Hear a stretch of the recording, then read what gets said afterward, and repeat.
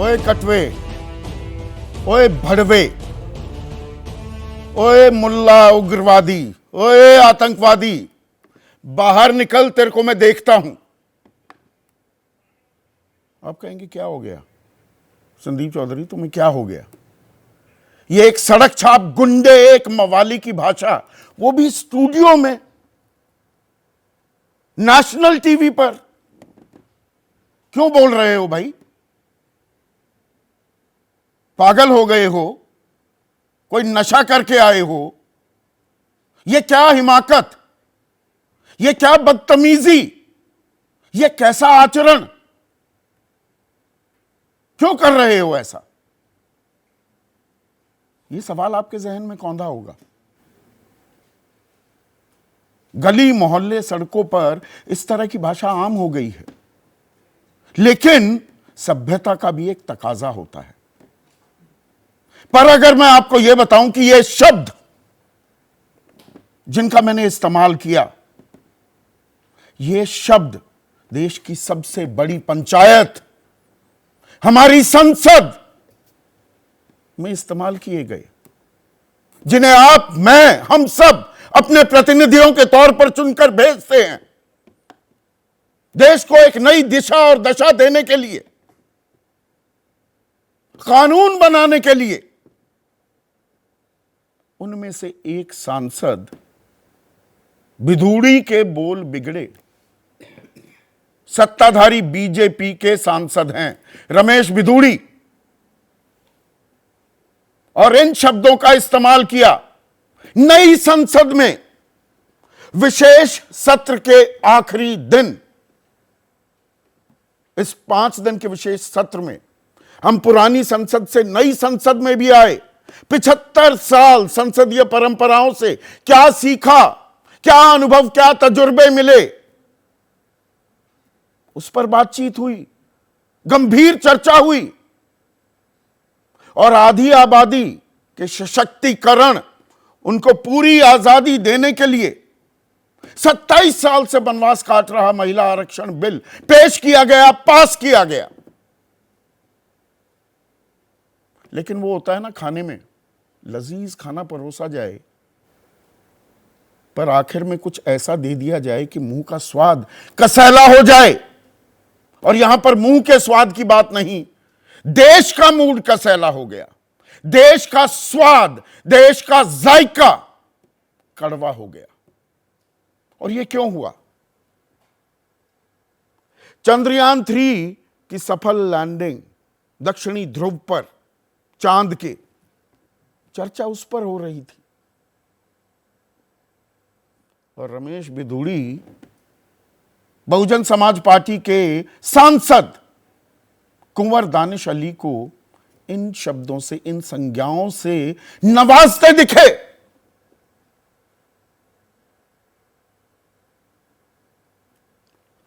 जहरीले बोल, किसी का अपमान करना, कुठाराघात करना, उस पर हमने सांसदी छिनते देखी है, जेल जाने की नौबत आई है। लेकिन ये सांसद हैं। 10 दिन का कारण बताओ, नोटिस दे दिया गया है, जी खेद जता दिया, एक्सपंज कर दिए गए। अब लोकसभा के रिकॉर्ड में ये शब्द, ये बयान नहीं होंगे, आने वाली पीढ़ियों को नहीं पता लगेगा। 21 सितंबर एक काला अध्याय के रूप में दर्ज नहीं होगा। और सजा की जहां तक बात है, एक और दिलचस्प पहलू देखिए हमारे कानून का, हमारे कायदों का। संविधान का अनुच्छेद 105(2) है, इसमें एक सांसद को आजादी दी जाती है। क्या आजादी? कि संसद में कही गई किसी भी बात के लिए कोई सांसद किसी कोर्ट के प्रति उत्तरदायी नहीं होता है। अदालत में कोई केस नहीं कर सकता रमेश बिधूड़ी के खिलाफ। वो दानिश अली रोते रहे इस हद तक, वो अपने दुख का इजहार कर दें कि ऐसी संसद में मेरा रहने का मतलब ही क्या है, मायने ही क्या है। अगर ऐसा जहर फैलाया जाएगा, यह सोच है। मतभेद होते हैं राजनीति में, पर मनभेद इस कदर हावी हो जाएं तो इसमें रहने की क्या जरूरत है। हालांकि उन्होंने लोकसभा के स्पीकर ओम बिरला को एक चिट्ठी लिखी है और उस चिट्ठी में नोटिस भी दिया है 222, 226 और 227 के तहत। यह विशेषाधिकार हनन, खास 227 की अगर मैं बात करूं, और विशेषाधिकार हनन के लिए समितियां होती हैं। 15 सदस्यीय समिति है लोकसभा की, 10 सदस्यीय समिति है राज्यसभा की। और अगर विशेषाधिकार का हनन होता पाया जाता है तो वो स्पीकर को या राज्यसभा में चेयरपर्सन को दंड देने के लिए भी कह सकते हैं। इंदिरा गांधी 6 दिन के लिए जेल गई थी, विशेषाधिकार हनन का मामला बना था। 20 सितंबर 1978 की बात कर रहा हूं। सदस्यता भी खत्म कर दी गई थी, जेल भेजा गया। हालांकि 26 दिसंबर 1978 को उन्हें रिहा कर दिया गया और जो निष्कासन था वो भी वापस ले लिया गया था, पर जेल भेजा गया था। यहां पर क्या हो रहा है, पहले तो जब ये बेहुदे बयान रमेश बिधूड़ी दे रहे थे तो पीछे रविशंकर प्रसाद वरिष्ठ नेता हैं, केंद्रीय मंत्री रहे हैं,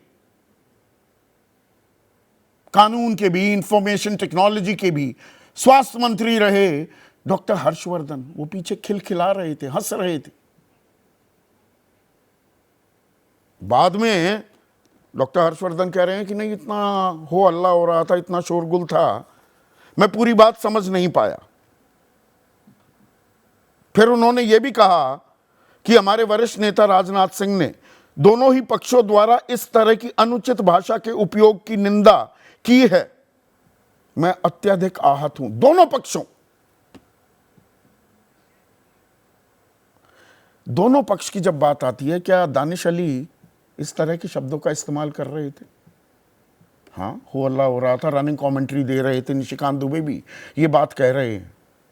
यहां पलटकर मैं एक सवाल पूछूं, अगर किसी मुस्लिम सांसद ने किसी हिंदू सांसद के लिए ऐसी ही गाली गलौज वाली अमर्यादित भाषा का इस्तेमाल किया होता तो इस देश में 1 महीने तक प्राइम टाइम पर सिर्फ यही चर्चा हो रही होती। पर जी खेद व्यक्त कर दिया, बाकी कार्रवाई होगी, अभी करेंगे कार्रवाई। मायावती कह रही हैं बीजेपी की तरफ से कार्रवाई ना करना दुखद और दुर्भाग्यपूर्ण है। संजय सिंह कह रहे हैं विपक्ष का कोई नेता बोले तो निलंबित करके बाहर कर दिया जाता है, और ऐसा होता देखा है हमने।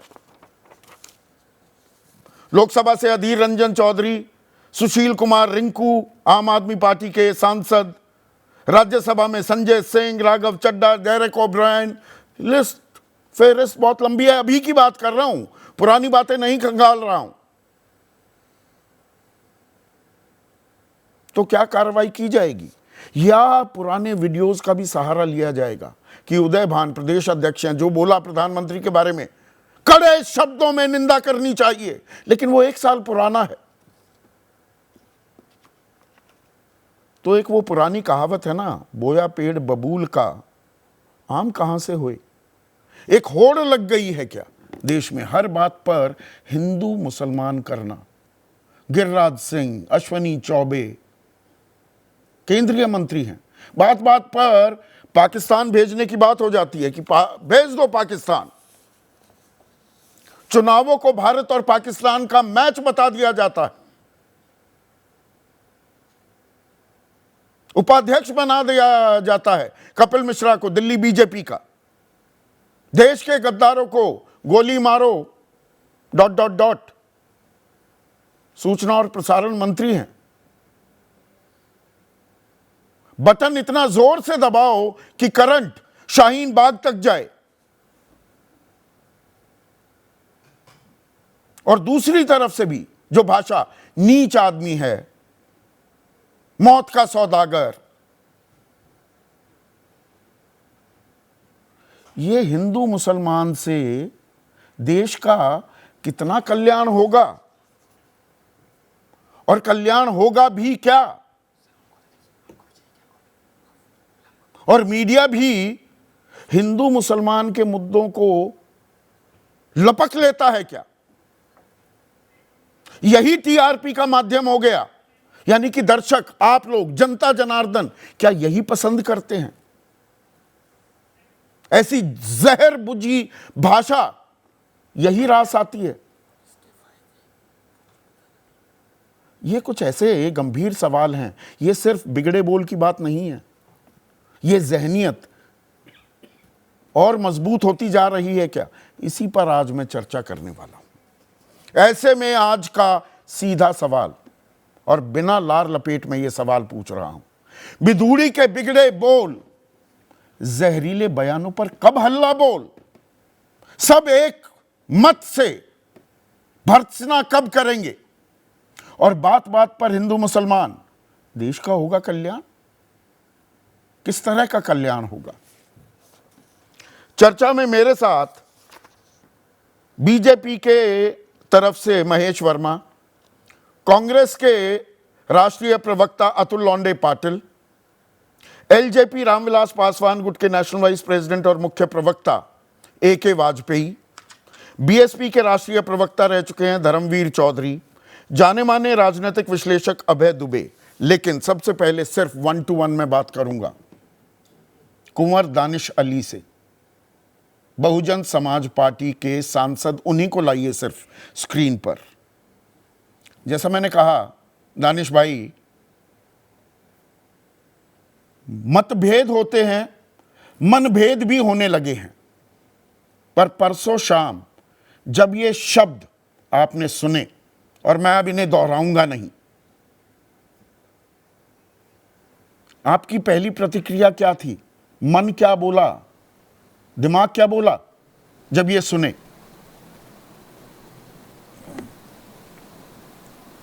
संदीप जी, जब ये सुने बोल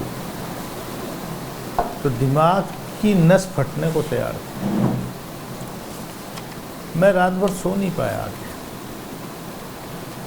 कि ये मुल्क कहाँ जा रहा है। अभी तक तो सड़क पर जो है हेट स्पीचेस होती थी, अब संसद के अंदर हेट स्पीच होती है।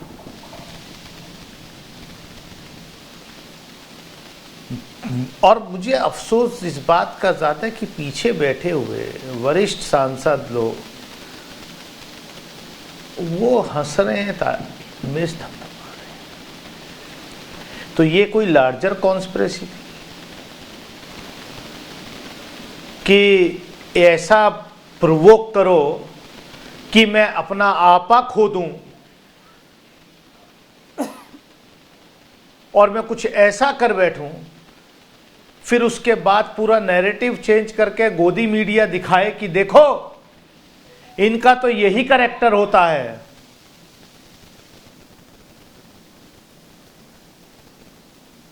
संदीप जी, क्या करूं? और ये मेरा सवाल नहीं है, ये सिर्फ मेरी कम्युनिटी का सवाल नहीं है, ये पूरे मुल्क का सवाल है, ये देश के 140 करोड़ लोगों का सवाल है। ये उन लोगों की आत्मा झंझोड़ने वाला घटना है। बाबा साहब डॉक्टर अम्बेडकर और उनके साथियों ने जिन्होंने संविधान बनाया, जो हमारे फ्रीडम फाइटर्स थे, जिन्होंने स्वतंत्रता दिलाई, हमें अंग्रेजों से गुलामी से मुक्त कराया, कि हम अपना संसदीय प्रणाली में हम अपने जो लोगों को चुन करके भेजेंगे वो हमारे रिप्रेजेंटेटिव। क्या आचरण! पूरी दुनिया में हम अपने आप को मदर ऑफ डेमोक्रेसी कहते हैं।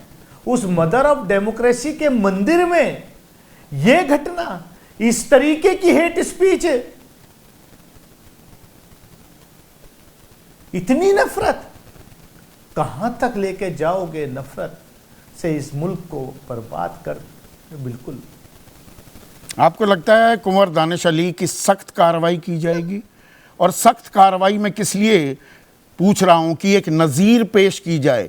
दरअसल एक सांसद को एक अख्तियार होता है, मैंने अनुच्छेद 105(2) का इसलिए जिक्र भी किया कि संसद में कोई भी बयान जो दिया जाता है उसको कोर्ट संज्ञान नहीं ले सकता। आपको लगता है कोई नज़ीर पेश की जाएगी, मामला रफा दफा कर दिया जाएगा? ये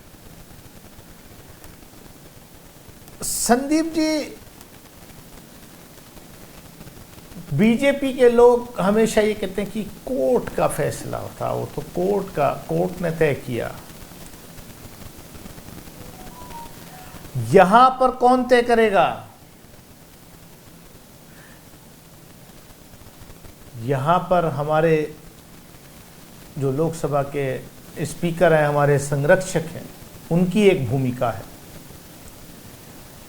लेकिन जो जिस तरीके के कि वो मेजॉरिटी से ही होता है, संसदीय प्रणाली की एक खूबसूरती है।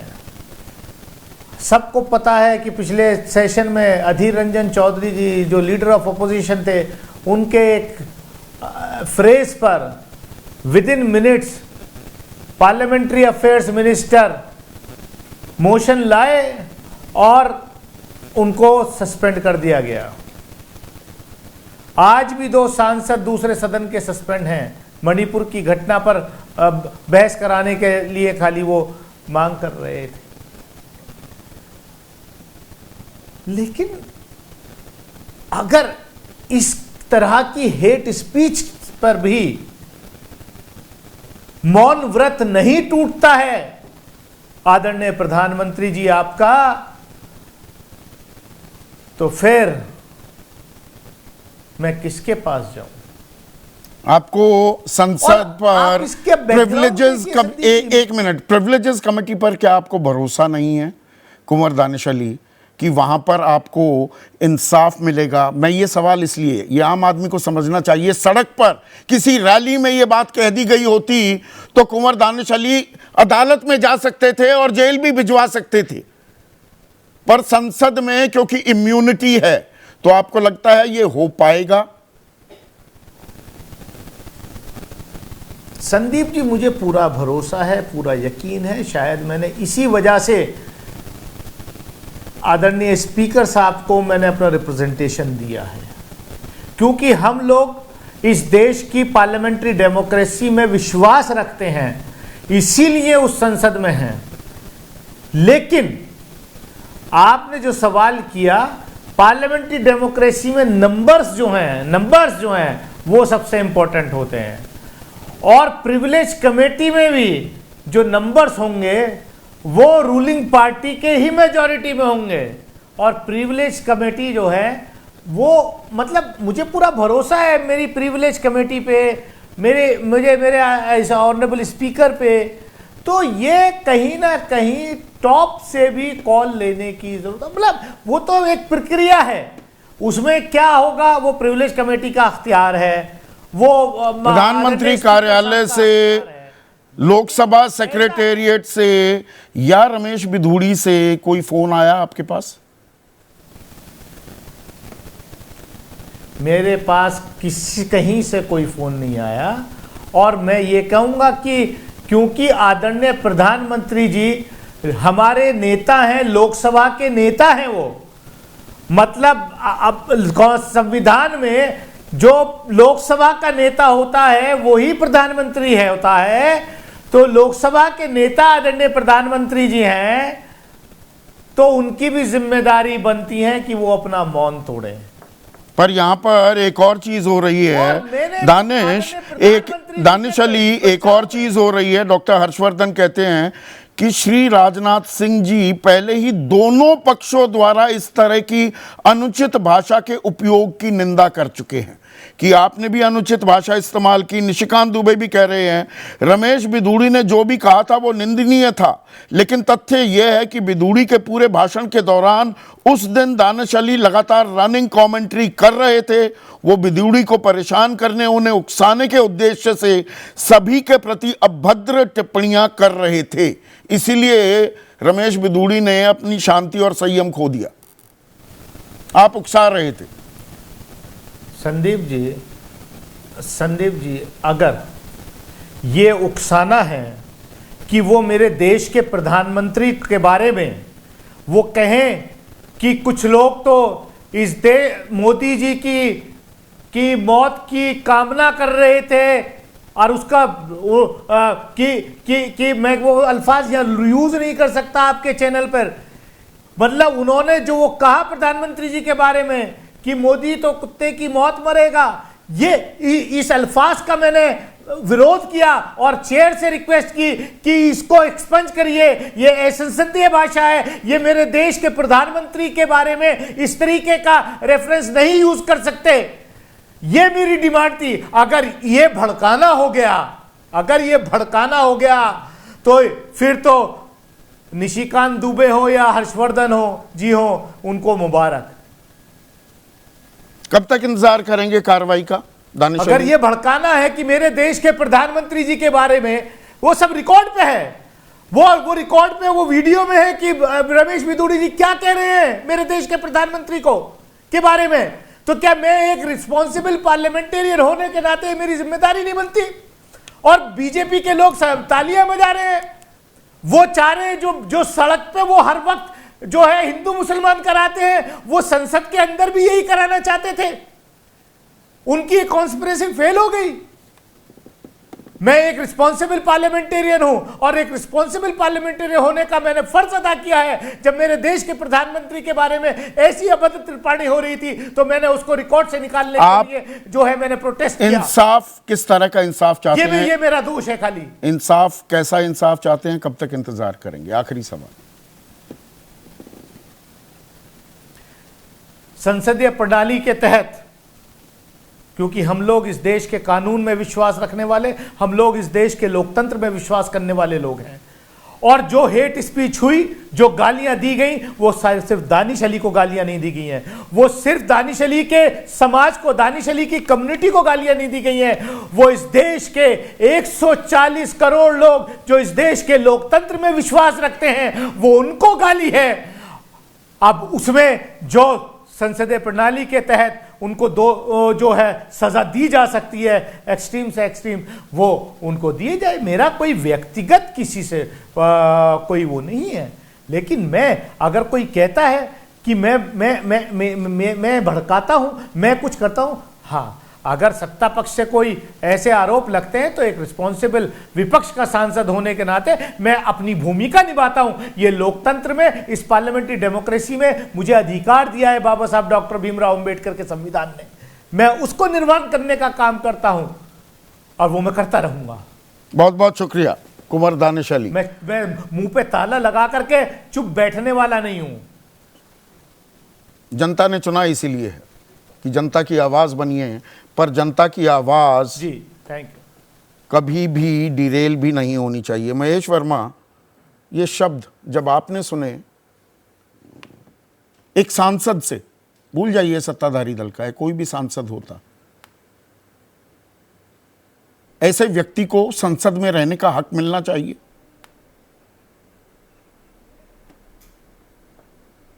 नहीं, मैं कहता हूँ कि संदीप भाई, जो बात आपने एक अच्छी लाइन खींची कि भूल जाइए आपकी वो किस पार्टी का है, किस जाति का है, किस वर्ग का है। एक भारतीय संसद का जो चरित्र होता है, जहाँ 140 करोड़ लोगों का प्रतिनिधित्व होता है, जहाँ प्रधानमंत्री जी की नए संसद में घुसने के दौरान जब वो भाषण अपना दे रहे हैं, उन्होंने बड़ी स्पष्टता के साथ अपनी ये विचार रखे कि जो यहाँ अच्छा परफॉर्म करेगा, जो यहाँ अच्छा काम करेगा, उसको पुरस्कार के स्वरूप ये संसद में बैठने का मौका मिलेगा। तो सवाल यह है कि वो भारतीय जनता पार्टी के हो या किसी भी पार्टी के सांसद हो, उनके आचरण में, उनके व्यक्तित्व में, और कोई उनको सिखाने और बताने के लिए कोई आदमी आज की डेट में उनको डगर दिखाने के लिए कोई अगर ये कहे कि उनको पुलिस हैंडल करे, उनको कोई कानून हैंडल करे, जो कानून के स्वयं निर्माता हैं, 140 करोड़ लोगों का प्रतिनिधित्व होता है, जहाँ 140 करोड़ लोगों का प्रतिनिधित्व होता है, जहाँ प्रधानमंत्री जी की नए संसद में घुसने के दौरान जब वो भाषण अपना दे रहे हैं, उन्होंने बड़ी स्पष्टता के साथ अपनी ये विचार रखे कि जो यहाँ अच्छा परफॉर्म करेगा, जो यहाँ अच्छा काम करेगा, उसको पुरस्कार के स्वरूप ये संसद में बैठने का मौका मिलेगा। तो सवाल यह है कि वो भारतीय जनता पार्टी के हो या किसी भी पार्टी के सांसद हो, उनके आचरण में, उनके व्यक्तित्व में, और कोई उनको सिखाने और बताने के लिए कोई अगर ये कहे कि उनको पुलिस हैंडल करे, उनको तो मुझे लगता है कि इससे बड़ी क्षुब्धता और तो समझदारी से काम करने के लिए जो है संसद में बुलाया जाता है, प्रधानमंत्री ये बात भी कहते हैं। पर महेश भाई, इसकी एक पलट तस्वीर भी हमने होती देखी है क्या? जो जितने भड़काऊ उकसाऊ बयान देता है उसकी पदोन्नति हम लगातार होते देखते हैं। देश के गद्दारों को गोली मारो वगैरह वगैरह वगैरह। प्रवेश वर्मा, अनुराग, एक मिनट सुनिए ना, अनुराग ठाकुर की बात करें, तेजिंदर सिंह बग्गा को प्रवक्ता बना दिया जाता है। कपिल मिश्रा, हिंदू मुसलमान इस कदर तक कि चुनाव को कि भारत और पाकिस्तान के बीच चुनाव हो रहा है, उपाध्यक्ष बना दिया जाता है। ऐसे लोगों को पदोन्नति क्यों मिलती रहती है? संदीप भाई, मैं आज अगर आप संसद की ही बात करें और उसी बात पर आज के मुद्दे को कहीं आप चला लें और उसी को कहीं आप जस्टिफाई करवा लें पैनल के साथ, तो मैं समझता हूं कि आज का ये मुद्दा जो है बहुत सार्थक सिद्ध होगा। नहीं, आपने मेरे पहले सवाल की एक लाइन को अंडरलाइन किया, ऐसी शर्मनाक एक लाइन को अंडरलाइन किया कि आपने बहुत अच्छा कहा कि किसी भी पार्टी का सांसद हो। मैं फिर कहता हूं किसी भी पार्टी का सांसद हो, पर कोई मुस्लिम सांसद हिंदू सांसद के बारे में ये बात कह देता तो कितना बड़ा बवाल होता। यहां रफा दफा करने की बात हो रही है। यही बात, ये हाँ, अब ये बात आपने जो बात कही ना कि आप मुझे ये बता दीजिए 60 ऐसी शर्मनाक घटना घटी है जिसमें हामिद अंसारी साहब उपराष्ट्रपति थे, उनके हाथ से कागज छीने गए, हाथापाई की गई। अभी हाल में उपराष्ट्रपति के ऊपर जो है पेपर वेट फेंके गए। जिस तरह के घटनाएं घटी हैं, जिस तरह से एक दलित सांसद का कॉलर पकड़ के खींचा गया संसद भवन में, किस पार्टी ने नोटिस दिया, किस पार्टी ने उसको कहीं नोटिस किया? आज तक के इतिहास में मुझे बता दीजिए, भारतीय जनता पार्टी के अलावा कौन सी ऐसी पार्टी है जो अपने सांसद के उदंड आचरण के लिए या गलत चीजों के लिए कभी एक घटना बता दीजिए कि किसी पार्टी ने उसको कारण बताओ 2019 के लोकसभा चुनाव या उसके ऊपर कार्रवाई की? प्रधानमंत्री ने कहा था साध्वी और हामिद अंसारी साहब के टाइम, एक मिनट, साध्वी प्रज्ञा के बारे में जो उन्होंने बयान दिया था, नथुराम गोडसे के कसीदे पढ़ दिए थे, देशभक्त बता दिया था महात्मा गांधी के हत्यारे को कि मैं मन से कभी माफ नहीं कर पाऊंगा, वो आज भी सांसद बनी हुई है। जी साहब, एक संसदीय प्रणाली, ये परंपरा है, उसको मतलब प्रधानमंत्री जी, आप ये चाह रहे हैं कि प्रधानमंत्री जी इस देश में सांसद को जो है अयोग्य घोषित करने का अधिकार रखते हैं? अगर मैं आपको ये बात सिखाऊं और बताऊं तो मैं तो एक सूरज को, तो समाज क्या ये जहरीले बयानों को हरी झंडी दिखाता दे रहा है, अतुल लौंडे पाटिल? और क्या दरअसल ये बोया पेड़ बबूल का है?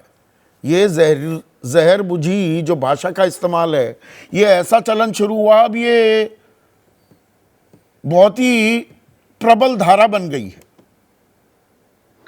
देखिए, चुनाव के फायदे के लिए इस बात का, ऐसे जहरीले बयानों का इस्तेमाल होते हुए हमने 2014 के बाद धड़ल्ले से देखा है। प्रधानमंत्री जी उसी नई संसद का उद्घाटन भाषण जो करते हैं उसमें कहते हैं कि वाणी और व्यवहार से तय होगा कि यहाँ कौन बैठेगा और वहां कौन बैठेगा, पक्ष में, सत्ता पक्ष में कौन बैठेगा, विपक्ष में कौन बैठेगा। और उसी दूसरी जगह इस तरह का बिठूरी जी का बयान आता है। अभी संसद, पुरानी संसद से नई संसद में जाते वक्त कुछ परंपराओं की चर्चा हुई। वहां पर जवाहरलाल नेहरू जी की बात हुई, लिमये जी ने पहला भाषण किया था और काफी अच्छा भाषण था, विरोध में भाषण था। जवाहरलाल नेहरू जी संसद के बाद लिमये जी के घर जाते हैं, उनका स्वागत अभिनंदन करते हैं कि आपने अच्छा बोला। यही बात अटल बिहारी वाजपेयी जी के बारे में बताई जाती है, ऐसा हुआ है। और यहाँ देखिए कि राहुल गांधी जी जब डरो मत कहते हैं तो ओम बिरला जी उन्हें टोक देते हैं, और वही बात जब अमित शाह जी कहते हैं तो कहते हैं आप संसद से बाहर चले जाओ। तो किस तरह का व्यवहार हो रहा है ये पता चलता है। अब देखिए, जितने लोग हैं, प्रज्ञा ठाकुर जी की आपने बात की, इस देश के प्रधानमंत्री संसद के तो नेता है, देश के भी नेता है, सब उनका सम्मान करते हैं, लेकिन वो कपड़ों से लोगों को पहचान लेते हैं, कपड़ों से लोगों को पहचान लेते हैं। गृह मंत्री ये कहते हैं कि या ऐसे इस तरह से इतना जोर से बटन दबाओ, ये तो मैंने कि वो बोल निजाम बाग में दिए, पता ये चल बयान जाए। तो ये मैंने आपने बोल बोल दिए। दिए। अतुल लौंडे पाटिल इसीलिए- और मौत का इसीलिए- सौदागर किसने बोला प्रधानमंत्री मोदी को? मोदी बहुत नीच किस्म के आदमी हैं। ये मणिशंकर अय्यर अभी कांग्रेस में बने हुए हैं ना, आधुनिक भस्मासुर, ये शब्दों पर भी और बयान देने के बाद भी वो नेता आपकी पार्टी में कायम रहते हैं। उदय भान का अब वीडियो वायरल हो रहा है, जो शब्द इस्तेमाल किए वो दोहराए भी नहीं जा सकते यहाँ पर। वो आपके कांग्रेस प्रदेश अध्यक्ष हरियाणा में बने हुए हैं ना। एक बात आप समझ लीजिए कि इस बात का कांग्रेस में किसी ने भी समर्थन नहीं किया। जिस पर वक्त वो पार्टी में बने रविशंकर हुए हैं। प्रसाद जी का यही तो खास बात हो रही है। वो तो बीजेपी भी कह रही है हम खेद व्यक्त करते हैं, अमर्यादित भाषा है।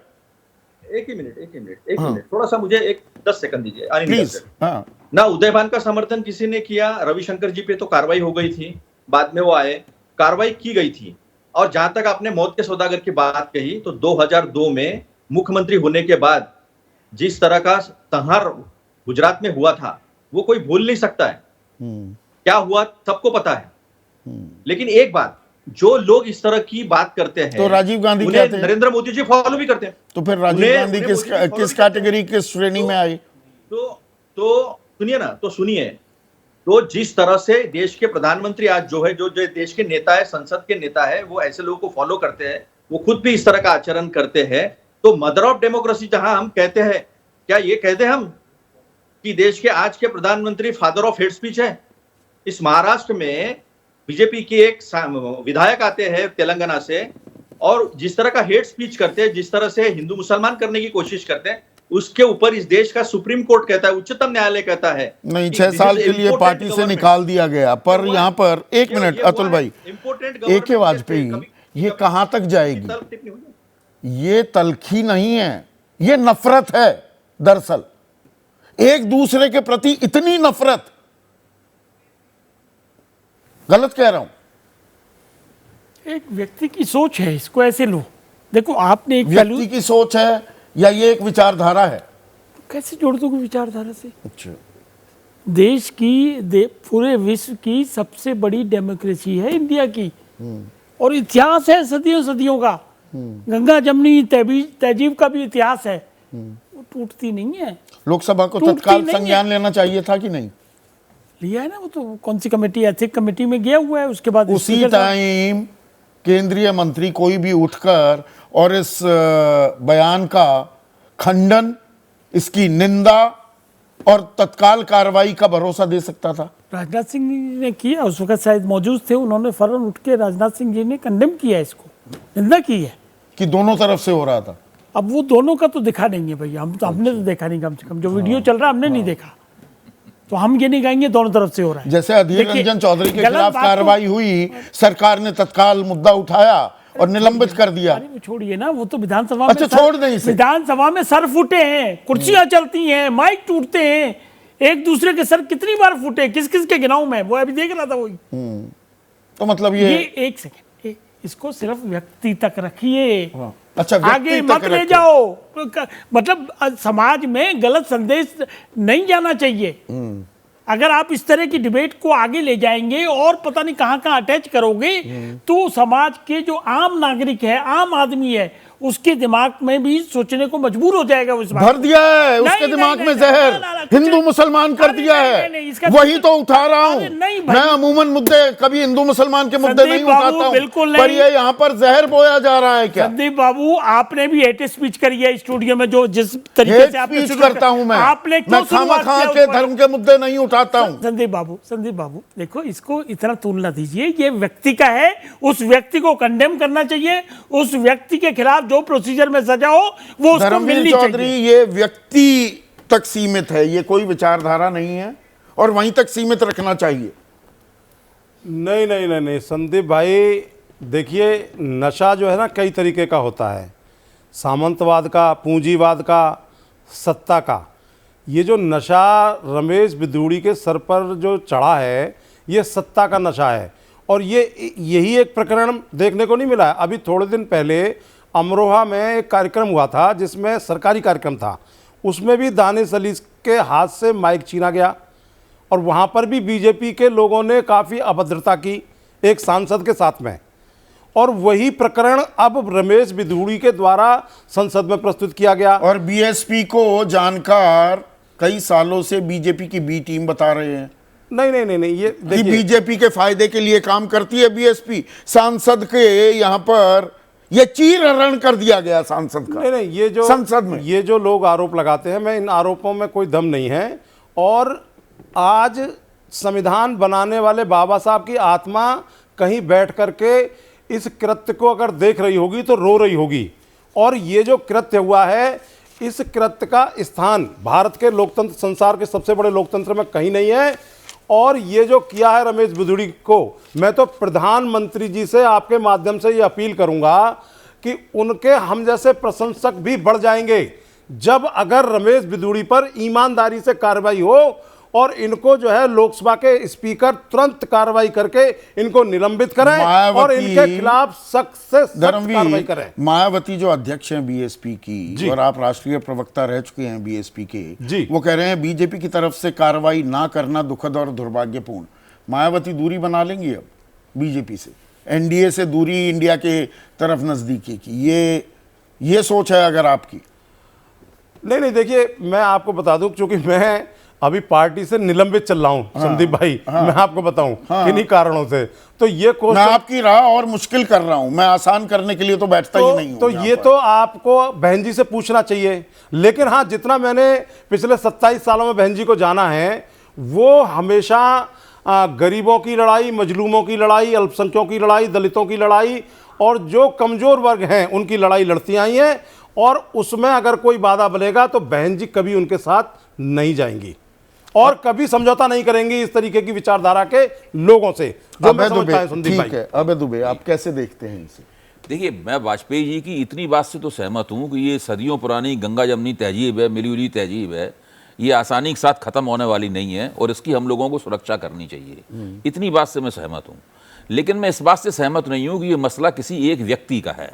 ये देखिए, एक पूरा सार्वजनिक विमर्श है, एक पूरा इकोसिस्टम है जो 2014 में नरेंद्र मोदी की जीत के बाद इस देश में धीरे धीरे करके बना है और अब वो काफ़ी मजबूत हो चुका है। इसके आपको कोई याद नहीं दिला रहा है नूपुर शर्मा कांड, जो नूपुर शर्मा कांड हुआ था, उसके बाद देखिए कितने बड़े पैमाने पर नूपुर शर्मा को, इसमें इस इकोसिस्टम में ट्रोल्स भी हैं, कितने बड़े पैमाने पर नूपुर शर्मा को भारतीय जनता पार्टी के भीतर से और बाहर काफ़ी हमदर्दी प्राप्त हुई थी। ये तो नूपुर शर्मा का थोड़ा राजनीतिक दुर्भाग्य है कि इस वक्त वो हाशिए में पड़ी हुई हैं, लेकिन मुझे तो जो अपुष्ट सूत्रों से पता चला था कि पार्टी की तरफ से उनसे यही कहा गया था कि अभी आप चुप रहिए, बाद में सब ठीक कर दिया जाएगा। अब देखिए, जैसा कि अभी अतुल जी ने कहा भी, मैं भी याद दिलाना चाहता था, इसी संसद में प्रधानमंत्री ने कहा है कि सब लोग शब्द संयम रखें, अमर्यादित बातें ना करें, और फिर उसी जगह उन्हीं की पार्टी का और ये नई संसद, अभी नई संसद, यहाँ इतिहास रचा जा रहा था। दूसरा ये कि असंयमित और अमर्यादित इस श्रेणी में उनका वक्तव्य नहीं आता। असंयमित और अमर्यादित वक्तव्य नहीं है, ये तो खुली विशुद्ध गाली गलौज है। और इसको आप ये कह के ओए ओए करके फलाना, बाहर आके दे, विशुद्ध बाहर गाली देखूंगा तुझे। मैं ये कहता हूं कि जो लोग भारतीय जनता पार्टी के से हमदर्दी रखते हैं, समर्थक हैं, उनमें से भी बहुत से सही सोचने वाले बहुत से लोगों को ये बात काफी बुरी लगी है। और देखिए, जब लोग इस तरह की भाषा का इस्तेमाल करते हैं तो उससे कोई राजनीतिक लाभ नहीं होता। ये कुल मिला के इन चीजों से राजनीतिक नुकसान ही होता है, कोई भी करे, किसी भी पार्टी करे। और ये जो इकोसिस्टम बना हुआ है, ये उसी इकोसिस्टम की चरम परिणति है। अब आप मुझसे अगर पूछे तो मैं कहूंगा कि रमेश बिधूड़ी ने एक कुल्हाड़ी पहले तो अपने पैर पे मारी, पता नहीं उनका पैर कटा कि नहीं कटा, और दूसरी कुल्हाड़ी अपनी पार्टी के पैर पे भी मारी है, पता नहीं वो पैर कटेगा कि नहीं कटेगा, ये बात तो पता चलेगा। तो ये तो एक बहुत भयानक गलती हो गई, और उन्होंने अपनी घृणा व्यक्त करने के लिए जो मंच चुना, उसकी वजह से भी फंस गए हैं। अगर ये चुनावी मुहिम में इस तरह की बातें करते, जो बहुत से लोग करते रहते हैं, आपने उनका जिक्र किया, तो इनका कुछ भी नहीं होता पार्टी की तरफ से।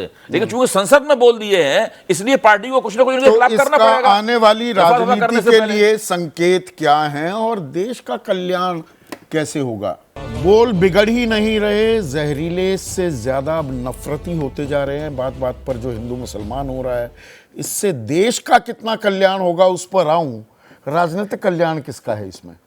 अब देखिए, जिस तरीके से नूपुर शर्मा कांड पर भारतीय जनता पार्टी ने तत्परता से कार्रवाई की थी, उसी तरीके से इस पर भी उन्हें कार्रवाई करनी चाहिए, वरना इस मसले का केवल राष्ट्रीय असर नहीं होगा, इस मसले का अंतर्राष्ट्रीय असर भी होगा। मैं मंच बता रहा हूं, भारत की संसद में ये बोला गया है, ये किसी चुनावी अभियान के दौरान या किसी गांव देहात में कोई छोटी मोटी रैली हो रही है वहां पे दिया गया सांप्रदायिक भाषण नहीं है ये।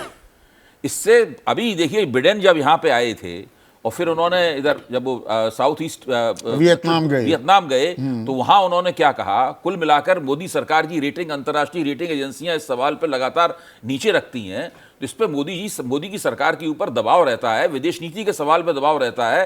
केवल एक इससे राजनीतिक कल्याण या फायदा नहीं होने वाला है, कोई सवाल ही पैदा नहीं होता, इससे कोई फायदा नहीं। इससे अगर कुछ भी हो सकता है तो सिर्फ नुकसान हो सकता है विभिन्न मंचों पर, विभिन्न क्षेत्रों में। 20 सेकंड में प्लीज। देखिए संदीप भाई, इससे 100% नुकसान होगा, मैं भाई साहब की बात से सहमत हूं, और ऐसे किसी भी कृत्य का कोई सही आदमी तो समर्थन कर नहीं सकता, और ना बीजेपी वालों को करना चाहिए। ऐसे लोगों को बाहर का रास्ता दिखाना चाहिए। बहुत सारे लोग लाइन में लगे हुए हैं, उनको लें और गंदे लोगों को बाहर निकालें। आप इशारा तो नहीं कर रहे? नहीं, मैं इशारा नहीं कर रहा हूं। नहीं, मैं इशारा नहीं कर रहा हूं।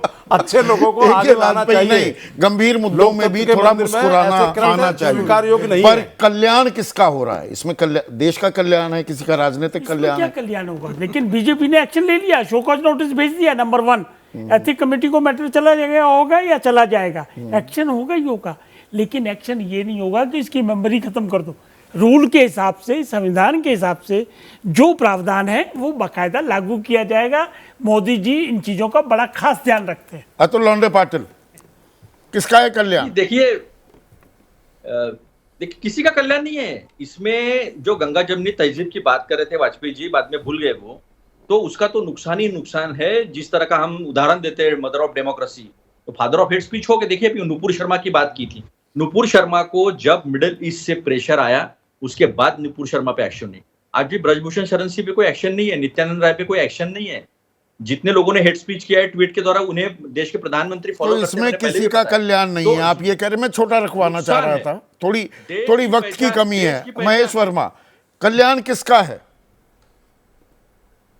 नहीं संदीप भाई, देखिए पार्टी ने तो अपना इरादा जाहिर कर दिया है। अब ये पूर्वाग्रह होके या कुछ भी कह लिए, दुर्भावना, बस जिस तरह से भी कहिए, कुंवर दानिश अली को भी मैं अभी सुन रहा था, उन्होंने भी बड़ी स्पष्टता के साथ कही, ये कौम की बात नहीं है, मुसलमान की बात नहीं है, दानिश अली की बात नहीं है, ये देश की संसद की बात है। बिल्कुल, ये देश की संसद, देश की आवाज, देश की सबसे बड़ी पंचायत, हमारे संस्कार, हमारी गंगा जमनी तहजीब की भी बात है। और ये हम कब तक बर्दाश्त करेंगे? इस पर कुटाराघात। आप सभी का बहुत बहुत शुक्रिया। बात बात पर हिंदू मुसलमान से होगा देश का कल्याण। जनता क्या कह रही है? राजीव तिवारी हैं लखनऊ से। रमेश बिदूड़ी को बीजेपी निष्कासित करके जेल भेजे और मिसाल कायम करे। हमारे एक और दर्शक हैं अशोक कुमार, सुल्तानपुर यूपी से ही हैं। रमेश बिदूड़ी ने इंडिया में बीएसपी की एंट्री करवा दी है। अभी आने वाला वक्त बताएगा राजनीति का ऊंट क्या करवट लेता है, ये बयान क्या उसमें भूमिका निभाता है। आज इतना ही, नमस्कार।